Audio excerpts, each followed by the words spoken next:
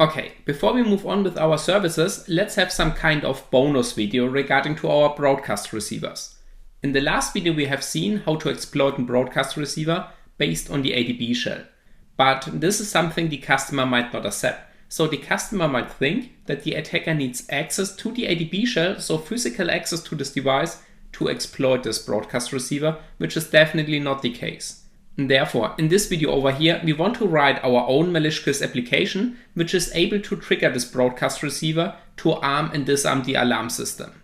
And to make this a fully proof of concept that no physical access is required, we would have some kind of network interaction. So the malicious application needs to send a network request to our server, so the server of the attacker, and then the attacker has the control over the arming and disarming process based on a network connection. But then we would dive too deep into this. Therefore, let's handle it with a simple application right now. Alright, let's go. Alright, here we are back at the Ubuntu VM, and the part we are going to do right now is not really related to the course, because now we are doing some app development and we are here to hack those applications, not to develop them. Okay? So in case if this is now a little bit much input, don't worry. You do not need to know this stuff.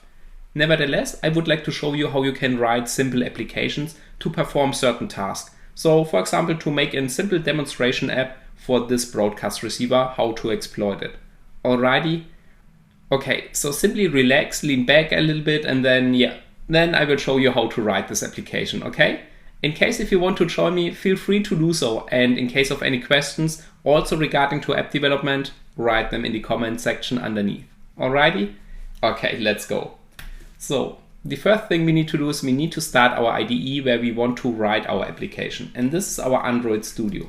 So within Tools, Android Studio, bin, we've got this studio.sh script, this one. And we're going to start this right now. Okay. Let's close this one. So the IDE is loading and this might take a while. So I will see you in a moment. Alrighty, so the IDE has finished loading and this is our old project. So we have simply included this one into the Android Studio. Okay, now we want to create a new one and we go into File, New Project. And then we are choosing Empty Activity. So this is simply just creating an activity with no content. I guess simply just an hello world or things like this. So we do not have overloaded code in our application. Okay, next. Then we give this a name, Broadcast Hacking. And here we have to select Java. You can also use Kotlin, but I like to use Java. And then we have to make the decision our minimum SDK. In our case, or in my case right now, I go back to Nougat, but we can also go back way further. For example, to Android, Marshmallow and things like this. But then we have to download those SDKs. So I will stay with Nougat right now. Okay. We can also see this is running approximately on 90% of all devices. So that's pretty compatible. Alright, and then we simply use finish. This is all we have to set. Yes. Okay, we can close this one, but we keep it in the background because we will need those information. Okay, so now our project is being generated. We can observe this at the Gradle build. So it's now creating all those files, including the Android libraries, including or creating this main activity, the layout for this and things like this. So I will see you after this process has been finished. Welcome back. So the process has been finished and now we have our application code. We could already run this application because it's a working application right now. Let's try this out. Therefore we are using the emulator, and this one over here. We are starting it. Once again, this warning. Okay, and here we now have the emulator. So if you want to build and run this application, we have to select our emulator over here, and then we simply hit this play button. Let's keep this in foreground. So now the application is going to be built. Then it will be connected, or the Android Studio is connecting to our device and automatically installing this application. So we do not need to do anything right now. Okay, Gradle invocation finish. And here we have our application. So this is the application we have created. I guess it's the loading. Yes, here we have it. Broadcast Hacking Hello World. All right. So now's the question, where's this hello world text being defined? Because we cannot see it over here. If we're having an activity, we're also having an XML layout regarding to this activity. So this XML layout is describing what's being shown over here. We can find this within resources, layout, and here we have it, activity main. Okay, we got this WYSIWYG editor, or we can use the XML structure. I like to do it in a combination of both. So it's way easier to change the text over here, for example, than doing this in the graphical output because it's a little bit laggy. Hacking broadcast receiver. So now if we go back to the design, then we have changed this text over here. Let's try zoom in a little bit. Okay, so now what we want to do is, we want to include a button over here, and every time we are pressing this button, the application is sending out an intent. For example, arm or disarm. We can also make it more complex with text input fields and stuff like this, but yeah, let's keep it simple at the beginning. Okay. So on the left, we've got now our object. So we simply take this button and drag it into this one. All right, here we have now our button. The button has this arrow because this button has not been constrained to a layout, which means the application doesn't know where to put this button right now. I mean, for this resolution, it would work that it might appear like this one, but if you're having different display sizes, it's unclear where this button has to be placed. And therefore we have to tell this to the layout. So we have to make it fixed at a certain position. We can do this super easily. We simply go into this bubble, we hold the left mouse button, and then simply click this arrow underneath this one. So it's floating around a little bit, but do not get distracted by this one. Okay, this means now the button is under this text view. All right, so far so good. But the application still doesn't know, is it in the middle, is it more left or more right? To do this, we simply have to put the left corner here, the round button, and drag and drop it to the left. Now it would be underneath this text on the left. And if you're doing the same for the right, then it will be perfectly aligned in the middle. Okay. It's now a little bit too near to this hacking broadcast receiver, so therefore let's add some margin over here, for example 40. All right, this is now our button. Okay, let's go back into the code part. I would like to increase the text size a little bit, so we can do this with Android and then text size on, let's say, 28 dp. And so dp, or I guess earlier it was named dip, which was density independent pixel, I guess. So please don't quote me on this one. It's simply just another format regarding to pixel. So if we are having pixels, then those pixels are, they are changing regarding to the resolution of our screen. They might be smaller or larger, but those density independent pixel, they stay the same. So if you're having text size 28, we're having the same large font on every display. So it's not changing in the layout. Okay?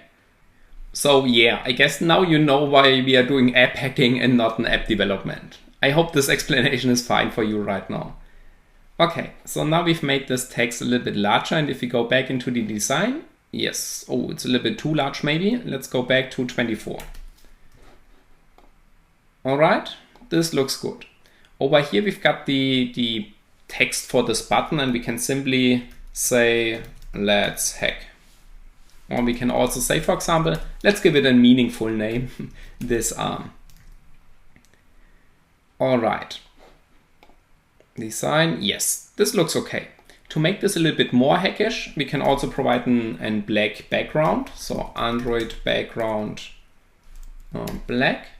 And we can also apply some new color to this text view. Oh, I didn't mention this, sorry for this. So this one over here, I mean, that's the text view tag. We can define all those attributes for this text view over here. Now the text is black and also the background. And this one over here, that's the tag for the button. Sorry if, I haven't mentioned this. Okay, so Android text color. And now we've got some predefined colors. And for example, purple.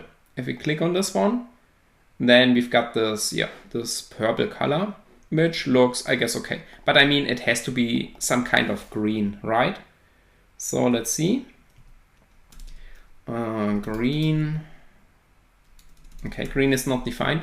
Those colors are being defined in values, by the way. So if we go into values, then we've got those colors. And let's see, what do we have? Teal 200. This looks absolutely hackish. So let's take this one. Here we have the name, and that's the hexadecimal representation of this one. So we have to insert the name. Okay, now we've got this one. Okay, looks good so far. So now we've got our text, we've got this button, and now let's do let's connect this button to our code. Because if we're now pressing this button, the button doesn't know what to trigger. And this is now a little bit complicated at the beginning, but later on it will be, it is super easy if we once have understood the concept behind this. Don't worry if this is now a little bit much for you right now. So we are doing some heavily app development regarding to core concepts of an Android application in just a few minutes. So don't worry, you do not need to know anything of this regarding to the app hacking course. We will move on with the app hacking like this one over here has never happened. Alrighty? Okay, perfect. So let's go back into our application code. We have now defined a little bit of a layout. And over here we are now creating a new function. The function is simply named disarm alarm system. Okay. This is the function we want to trigger if we are pressing this button. And now we have to do following. The function needs to have a parameter which is in view. We need to include this view, so we can use Alt Enter, then this view will be imported over here. And now we can connect this button to this function. And that this function knows where it gets triggered, we have to apply this as a parameter, this view. So this view will be our button, and if we click this button, then this button will execute this function. So the only thing we have to tell our button is to execute this function when the button gets pressed. And we can do this in the following. We have to go back into our activity main layout. And then we have to go into the code path. And then we have to apply Android : on click. And here we have now the method. We have provided this view, therefore this can be triggered by this button. Okay. And this is all. So now if you're pressing this button, the button is executing the text over here. So we can do a log output, or we can already insert our code. Let's first do some log output. So system out, print line, button pressed.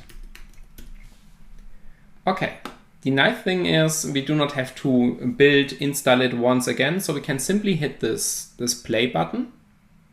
Or first we have to stop this, and then we can run it once again. I guess we should be able to rerun this. So you might not have to stop this, but nevertheless. So yes, we simply could play. Yes, okay, sorry for this. You could simply run this button once again, run app, this one, and then it would refresh. Okay, cool. Now we've got our broadcast hacking and looks absolutely hackish. And let's see. If we are opening now the ADB logcat, we should see our text being printed out. And so let's see in 3, 2, 1. Button pressed, here we have it. Maybe let's make this a little bit larger, then we can see this better. Okay. Perfect. So we can see it's working. All right. Now we want to trigger this broadcast event. So we can delete this one. Which broadcast event? Let's see. We have to go into the other application, this one. Within main activity, this is our broadcast event we want to trigger. And all we need to do is we need to create a new intent, set the action at this one, and send out this intent. And we can do this all in our function right now. So over here we can do the following. Intent is new intent.